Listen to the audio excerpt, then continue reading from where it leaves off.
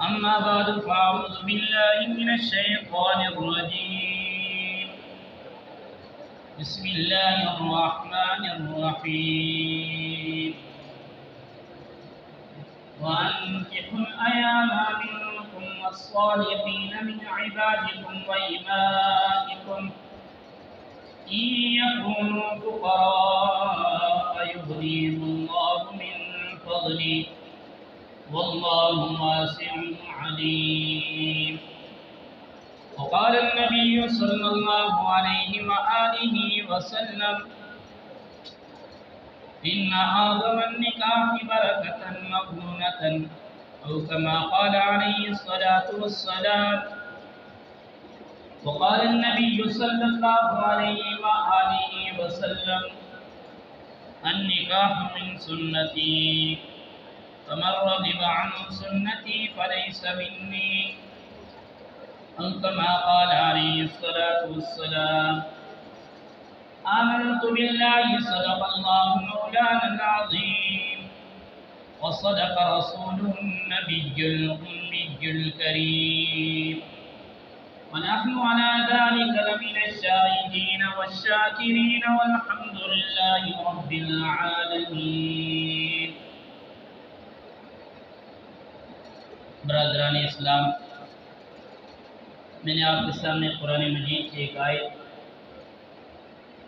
اور احادیث نبوی صلی اللہ علیہ وآلہ وسلم میں سے دو احادیث نبوی تلاوت کی ہیں.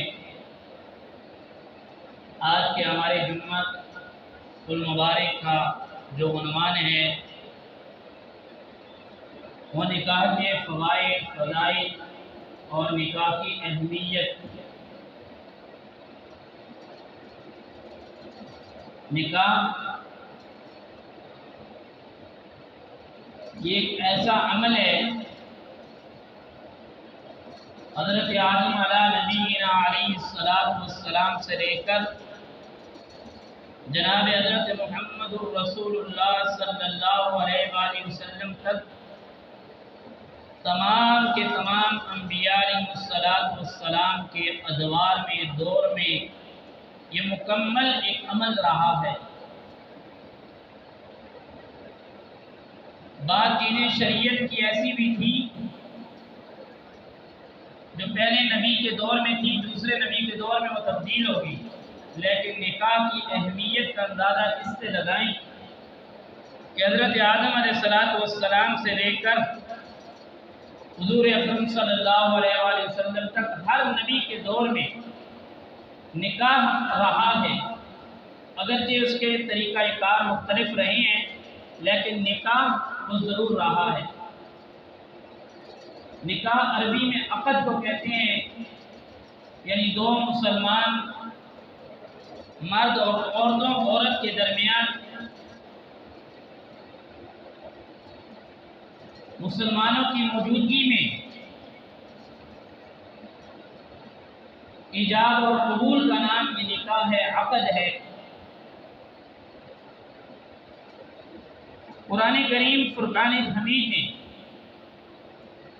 نکاح کے بارے میں فرمایا وَأَنكِحُوا الْأَيَامَ مِنكُمْ وَالصَّالِحِينَ مِنْ عِبَادِكُمْ وَإِمَائِكُمْ، کہ تم مردوں میں سے جن لوگوں کا ابھی تک نکاح نہیں ہوا ان کو چاہیے کہ وہ نکاح کر دیں، اور اسی طریقے پر وہ غلام، وہ باندیاں اگر وہ بھی نکاح کے لیے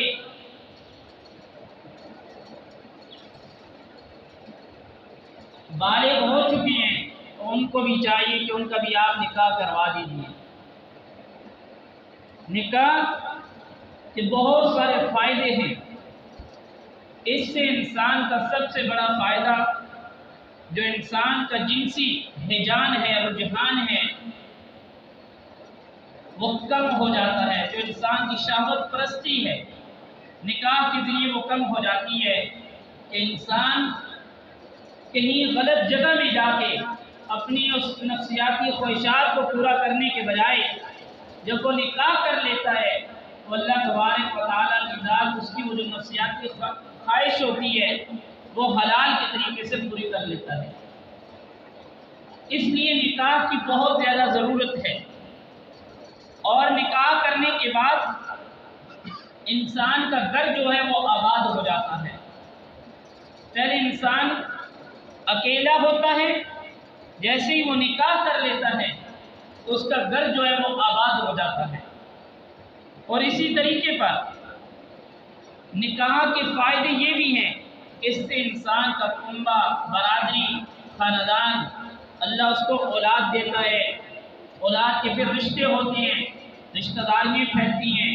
اسی طریقے پر جہاں سے وہ رشتہ کرتا ہے وہاں پہ انسان کا کنبہ، برادری وہ بڑھتی ہے۔ تو یہ نکاح کا ایک فائدہ یہ بھی ہے۔ اور اسی طریقے پر اللہ تبارک و تعالیٰ کی ذات انسان کو نکاح کی وجہ سے نفس کے خلاف مجاہدہ عطا کرتے ہیں۔ کیا مطلب؟ انسان کا جس وقت نکاح نہیں ہوتا تو وہ گناہوں کی طرف مائل ہوتا ہے، وہ بد نظری کرتا ہے، اور اسی طریقے پر وہ اپنی شہوت کو غلط طریقوں سے پوری کرتا ہے۔ تو جب نکاح کر لے گا تو اللہ تبارک و تعالیٰ کی ذات اس کو یہ توفیق دے دے گے۔ حدیث شریف کے اندر آتا ہے جب انسان کا نکاح ہو جاتا ہے، اس کی شادی ہو جاتی ہے تو اس کا آدھا ایمان مکمل ہو جاتا ہے۔ اور آگے اللہ کے نبی نے فرمایا جب آدھا ایمان مکمل ہو گیا آدھے کو اور خود پورا کرنا، باقی نماز، روزہ، ذکر و اذکار اس کی پابندی کر لو، آپ کا ایمان مکمل ہو جائے گا۔ آج معاشرے میں بے چینی اور اسی طریقے پر جو افراتفری ہے اس کی ایک بڑی وجہ یہی بھی ہے کہ آج وقت پر نکاح نہیں ہے۔ نکاح اتنا مہنگا ہو چکا ہے، اتنا زیادہ ہائی لیول پہ جا چکا ہے کہ انسان اس کی طاقت رکھنے کی طاقت نہیں رکھتا، قدرت نہیں رکھتا۔ یہ جو شادی تھی اس کا مطلب کیا تھا کہ انسان اس سے پاکدامنی حاصل کرے۔ آج میری اور آپ کی اس نفسی خواہشات نے اس نکاح کو اتنا مہنگا کر کے رکھ دیا، کہاں پہ جہاں دیکھو مرد نوجوان اس وجہ سے بیٹھا ہوا ہے کہ میرے دوست کی شادی ہوئی، اس نے یہ کام کیا تو میں بھی یہ کروں گا۔ عورت اس لیے شادی نہیں کر رہی کہ میری فلاں سہیلی کی فلاں امیر گھر میں شادی ہوئی تو میرے لیے بھی کوئی ایسا ہی بندوبست ہونا چاہیے۔ یہی وہ وجہ ہے کہ جس وقت وہ جنس انسان کا نفس اس کو غلط کاموں پہ ابھارتا ہے، شادی میں تاخیر ہوتی ہے، پھر انسان گناہوں پہ چلا جاتا ہے۔ اس لیے اللہ کے نبی صلی اللہ علیہ وآلہ وسلم نے فرمایا جب تم نکاح کی طاقت رکھو، استطاعت رکھتے ہو تو پھر نکاح اسی وقت کر لو۔ اور قرآن کریم فرقان حمید نے تو اٹل بات کہہ دی ان یکونوا فقراء یغنیہم اللہ من فضلہ۔ اگر نکاح کے وقت یا نکاح سے پہلے تمہاری حالت یہ تھی کہ تم فقیر تھے، تمہارے پاس مال اور دولت نہیں تھی، تم اس نکاح کی سنت میں آؤ گے، اللہ تبارک و تعالیٰ تمہارے اوپر فضل کر کے تمہیں غنی کر دے گا، تمہیں مالدار کر دے گا۔ یہ تو قرآن کا اٹل فیصلہ ہے۔ ہم نے نکاح اس وجہ سے چھوڑ دیا ہے کہ اگر میں نے نکاح کر لیا میرے اوپر نان نفقہ آ جائے گا، میرے اخراجات بڑھ جائیں گی۔ اللہ تبارک و تعالیٰ کا قرآن کہہ رہا ہے اگر تم پہلے تندرست تھے، نکاح اس نیت سے کیا، یہ آقا کی سنت ہے، نکاح اس وجہ سے کر رہی ہو کہ میں گناہوں سے بچ جاؤں گا، نکاح اس وجہ سے کر رہی ہو میرا ایمان مکمل ہو جائے گا، قرآن کہتے ہیں یکونوا فقراء یغنیہم اللہ من فضلہ، اس نکاح کی برکت سے اللہ تمہیں غنی کر دے گا، اللہ تمہیں مالدار کر دے گا۔ یہ نکاح کی برکات اللہ کا قرآن کہتا ہے۔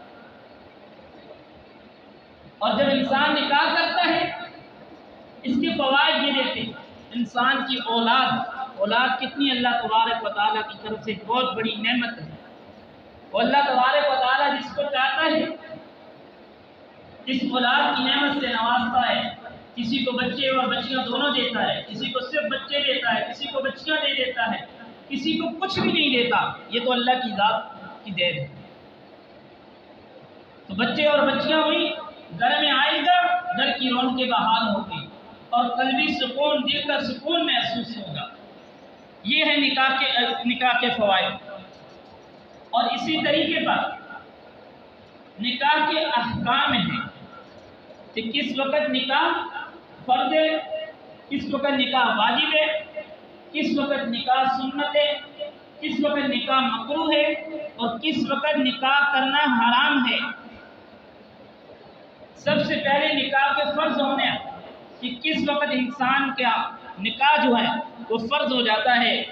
فرمایا کہ جب جنسی ہیجان انسان کا جو نفس ہے وہ اس قدر اس پر غالب ہو چکا ہے، اس کی شہوت اس پر اتنی غالب ہو چکی ہے کہ وہ انسان گناہوں میں مبتلا ہو رہا ہے، گناہوں میں جا رہا ہے کہ میں اگر نکاح نہیں کروں گا، اس کی نفسیاتی خواہشات اتنی زیادہ اوپر جا چکی ہیں کہ وہ اگر نکاح نہیں کرتا، اس کو یہ خوف ہے، اس کو یہ ڈر ہے کہ میں بدکاری میں مبتلا ہو جاؤں گا، میں کوئی گناہ کر بیٹھوں گا۔ اور اس کے ساتھ ساتھ وہ اپنی بیوی کے نام اور نفقے پر قادر بھی ہے، اس شخص کے اوپر نکاح کرنا فرض ہو جاتا ہے۔ یعنی جس آدمی کے پاس مال اور دولت بھی ہے اور اس کے ساتھ ساتھ اس آدمی پر یہ بات بھی ہے کہ اگر وہ نکاح نہیں کرتا، وہ گناہوں میں بدکاریوں میں مبتلا ہو رہا ہے، تو اس شخص کو چاہیے کہ وہ فی الفور نکاح کر لے، اس پر نکاح فرض ہو چکا ہے۔ اور دوسرا، واجب اس وقت انسان پہ نکاح ہوتا ہے جب اس کے جنسی نفسیاتی وہ اتنی زیادہ عروج پر ہیں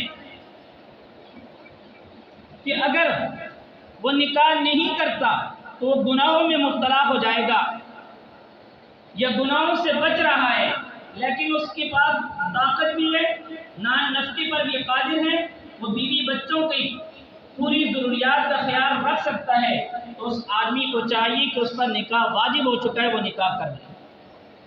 اور تیسرا ہے سنت موقدہ، نکاح کس وقت سنت ہوگا؟ جب اس انسان پر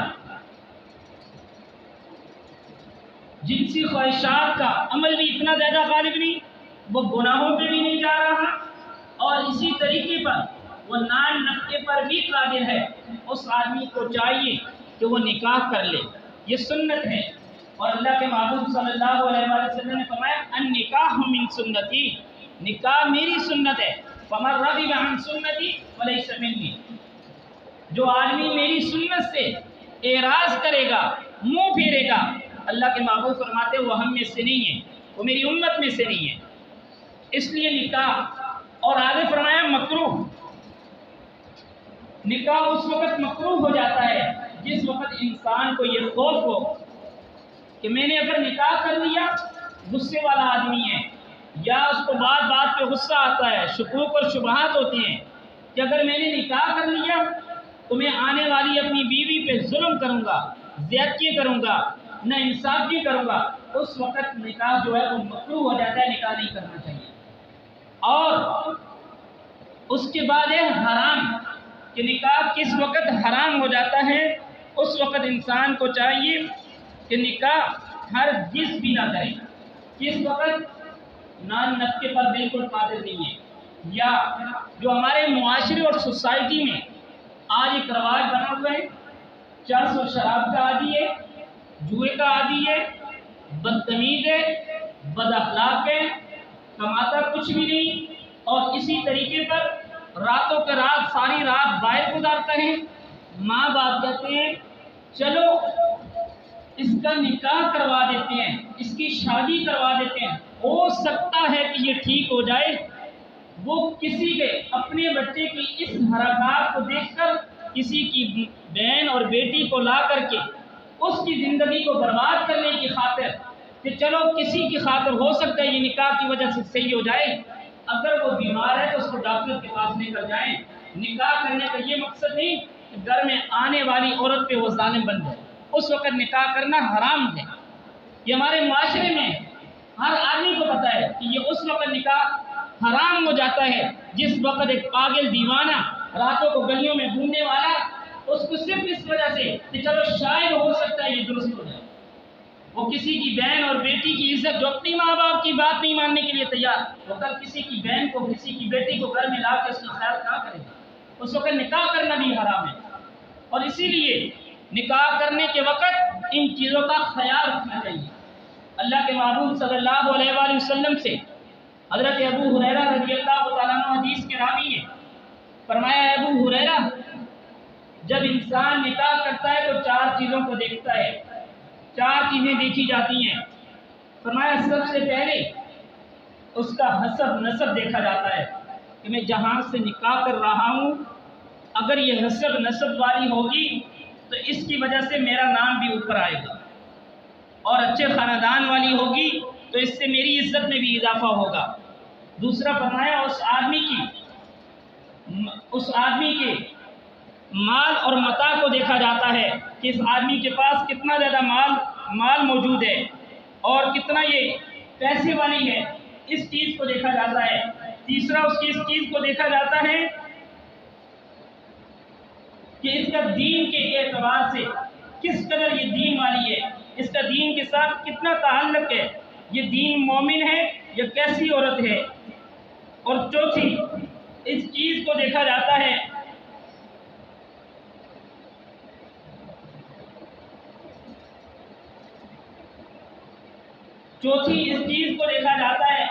کہ آیا یہ جو عورت ہے یہ شرم و حیا میں کتنا خیال رکھنے والی ہے، یہ کیسے اخلاق والی، اس کا خاندان کیسا ہے۔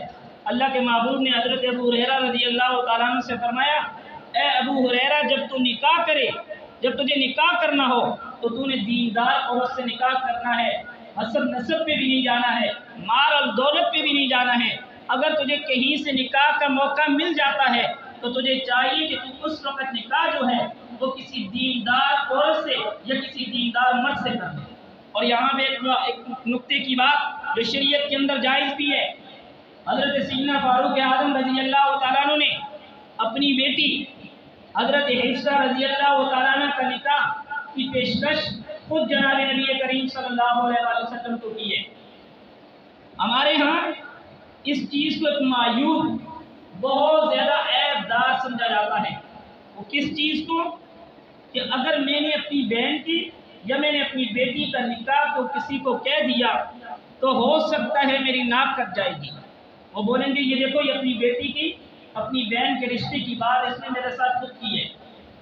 جناب نبی کریم صلی اللہ علیہ وآلہ وسلم کے ساتھ حضرت عمر رضی اللہ تعالیٰ عنہ جیسا بہادر، نڈال، دلیر اور نام اتنا بڑا، انہوں نے خود جا کے رسول اللہ صلی اللہ علیہ وآلہ وسلم سے اپنی بیٹی کے نکاح کی بات کی، کہا ان جیسا گھر کوئی نہیں ملے گا۔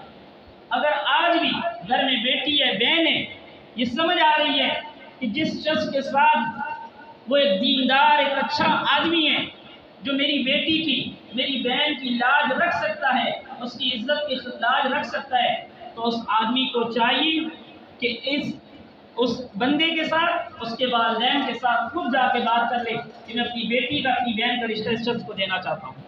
اور یہ کوئی عیبدار بھی نہیں ہے، حضرت فاروق اعظم سے مقام اور مرتبہ ہمارا بڑا نہیں ہے۔ اور یہ شادی، کس شادی کے بارے میں جناب رسول اللہ صلی اللہ علیہ وآلہ وسلم نے فرمایا، اس شادی کے اندر برکات ہیں۔ فرمایا ان اعظم النکاح برکۃ مؤونۃ، اس نکاح کے اندر برکتیں ہیں، اس نکاح کے اندر اللہ کی طرف سے رحمتیں ہیں، مؤونۃ، جو کیا ہو، آسان ہو، جس میں اتنے زیادہ اخراجات نہ ہوں کہ کبھی ایک سے قرضہ لے رہا ہے، کبھی دوسرے سے لے رہا ہے، کبھی فلاں سے فلاں اخراجات، سارے خرچے کر کے نکاح کر لیا۔ نکاح کے بعد، جب شادی کے بعد پھر زندگی ایک اور کے خانے میں فلاں کے پیسے دینے ہیں، فلاں کے پیسے دینے ہیں۔ اللہ کے نبی صلی اللہ علیہ وآلہ وسلم نے فرمایا ان اعظم النکاح برکۃ مؤونۃ، اس نکاح میں اللہ کی رحمت ہے، اس نکاح میں اللہ کی برکت ہے جو آسانیوں کے ساتھ ہے۔ آج ہمارے یہاں بدعات و خرافات، شادیوں میں گانے کے لیے علادہ رسمیں، بدعات اور خرافات کے لیے لوگوں کو کھانا پلانا، ان کے لیے عیاشیاں، ان کے لیے سیر و تفریح، ہر چیز کا بندوبست کر کے لوگوں سے قرضے لے کر سب کچھ کرنے کے بعد ایسی شادیاں جن میں بدعات اور خرافات ہوں، یاد رکھ لو شادی ہو جائے گی، نکاح کے بند کے اندر باندھا جائے گا، لیکن برکت نہیں ہوگی۔ جتنا آسانی کے ساتھ نکاح ہو سکتا ہے اس کو کر لو۔ اللہ کے قرآن مجید کے اندر واضح کہہ رہے ہیں وَأَنكِحُوا الْأَيَامَ مِنكُمْ وَالصَّالِحِينَ مِنْ عِبَادِكُمْ وَإِمَائِكُمْ إِنْ يَكُونُوا فُقَرَاءَ يُغْنِهُمُ اللَّهُ مِنْ فَضْلِهِ وَاللَّهُ وَاسِعٌ عَلِيمٌ۔ اے مردو، اے عورتو، اگر تم نے ابھی تک نکاح نہیں کیا ہے تو تم نکاح کر لو۔ اگر تم کیا ہو، مال کے اعتبار سے کمزور ہو، اس نکاح کی برکت سے اللہ تمہیں مال کے اندر غنی کر دے گا۔ آگے اللہ کا قرآن کہتا ہے وَلْيَسْتَعْفِفِ الَّذِينَ لَا يَجِدُونَ نِكَاحًا۔ اگر تم نکاح کی طاقت نہیں رکھتے، تمہارے پاس اخراجات نہیں ہیں، تمہیں سمجھ آ رہی ہے کہ میں نکاح کے لیے میرے پاس پیسہ نہیں ہے، قرآن نے ہمیں آگے بھی زندگی کا بتایا ہے، یہ نہیں کہ صرف نکاح ہی کرنا ہے۔ اگر تم طاقت نہیں رکھتے تو تم پاک دامن رہو، اپنے آپ کو گناہوں سے بچانا ہے۔ یہ آج کا دور، آج کا معاشرہ جہاں پہ ہر طرف گناہوں کا سمندر اور سیلاب امڑ آیا ہے، فرمایا تم نے اس جگہ میں بھی وَلْيَسْتَعْفِفِ الَّذِينَ لَا يَجِدُونَ نِكَاحًا۔ اگر تم سے نکاح کی طاقت نہیں تو اپنے آپ کو گناہوں سے بچانا ہے۔ اللہ کے نبی صلی اللہ علیہ وآلہ وسلم نے گناہوں سے بچنے کے لیے آگے حل بھی بتایا ہے، فرمایا وقتاً فوقتاً تم نے روزے رکھنے ہیں۔ کیا رکھنے ہیں؟ جب انسان روزہ رکھتا ہے تو ابھی ہم نے رمضان میں روزے رکھے، ہر آدمی نے اتنا مشاہدہ کیا ہوگا جو روزہ رکھنے کے علاوہ جب روزہ نہیں ہوتا انسان کتنے گناہوں کی طرف ہوتا ہے، جب اس کا روزہ ہوتا ہے تو وہ گناہوں سے بچنے کی کوشش کرتا ہے اور بچتا بھی ہے۔ اس لیے اللہ کے نبی نے فرمایا اگر تم نکاح کی طاقت نہیں رکھتے تو تمہیں چاہیے کہ تم اس وقت روزے رکھ لو۔ میرے محترم دوستو، ایک بات آخر میں ضرور کہنا چاہتا ہوں، آج کے دور میں امیر ہے یا وہ متوسط طبقے کا ہے جہاں اپنی بچیوں کی شادیوں پہ، اپنے بچوں کی شادیوں پہ لاکھوں نہیں کروڑوں میں کھیلتے ہو، تھوڑا سا ان کے اخراجات کم کر کے کہ میں نے اپنی بیٹی اپنے بیٹے کی شادی پہ اتنا خرچہ کرنا ہے، اتنا، اس خرچے کو تھوڑا سا کم کر کے یہ سوچ لو یہ غریب کی بیٹی ہے، یہ یتیم کی بیٹی ہے، یہ یتیم ہے، یہ میرے پڑوس کے اندر فلاں ہے، میں اس کے لیے اتنا خرچہ بچا کے ان دو کی میں ان کے ساتھ شادی کروا دوں گا، اللہ کی قسم اللہ مال میں بھی برکت دے گا اور رب کی ذات بھی راضی ہو جائے گا۔ آج ہماری شادیوں میں جا کر فضول خرچ کے دیکھ لو، کھانوں پہ دیکھ لو، کس وجہ سے؟ یہ نکاح کو آج ہم نے خود اتنا زیادہ مشکل بنا دیا۔ اس کی وجہ یہی ہے کہ ہماری ان رسومات نے، ان بدعات اور خرافات کی وجہ سے ہمارے امام صاحب بھی آج خوش ہو رہے ہیں کہ اللہ کرتا میرا ابو یہاں ہوتا تو وہ میری شادی بھی جلدی کروا دیتے نکاح کے فائدوں میں۔ نوجوان سب دیکھ رہے ہیں کہ کتنی پیاری باتیں ہو رہی ہیں کہ ہماری شادیاں نہیں ہو رہی۔ جن کی شادیاں نہیں ہوئی اللہ تبارک و تعالیٰ کی ذات آپ کی شادیوں میں آسانیاں پیدا فرمائے۔ اللہ پاک جن کی شادیاں ہو چکی ہیں اللہ پاک ہم سب کو وہ والی محبتیں جو حضور اکرم صلی اللہ علیہ وآلہ وسلم اور امہات المؤمنین حضرت عائشہ صدیقہ میں تھی، اللہ وہ والی محبتیں نصیب فرمائے۔ اور اسی طریقے پر آخر میں وظیفہ ذہن میں رکھنے، اگر اللہ پاک کی ذات نے کسی کو اولاد کی نعمت سے نہیں نوازا ہوا، شادی ہوئی ہے، 3 کام کر لیں انشاءاللہ العزیز اللہ تبارک و تعالیٰ کی ذات بچے کی اولاد سے، یا کسی کی بچیاں ہیں بچہ نہیں ہو رہا، بچے کے لیے یہ 3 کام کر لیں انشاءاللہ العزیز اللہ تبارک و تعالیٰ بچے کی نعمت سے نوازے گا۔ پہلا کہ اگر اللہ نے مجھے بچہ دیا میں نے اس کا نام محمد رکھنا ہے، یہ دوسرا کہ اللہ نے مجھے اگر بچہ دیا تو میں انشاءاللہ العزیز اس کو قرآن کا حافظ بناؤں گا۔ تیسرا کام یہ کرنا ہے روزانہ گھر میں میاں بیوی دونوں یا دونوں میں سے کوئی ایک کوئی کہیں کام کر رہا ہے تب یا بس سورۃ یوسف کی تلاوت اس کو اپنا معمول ڈیلی روزانہ اس کو کرنا ہے۔ انشاءاللہ العزیز اس عمل کی برکت سے اللہ تبارک و تعالیٰ کی ذات آپ کو نرینہ اولاد سے نوازیں گے۔ اللہ سے دعا ہے کہ اللہ تبارک و تعالیٰ ان باتوں پر عمل کی توفیق عطا فرمائے۔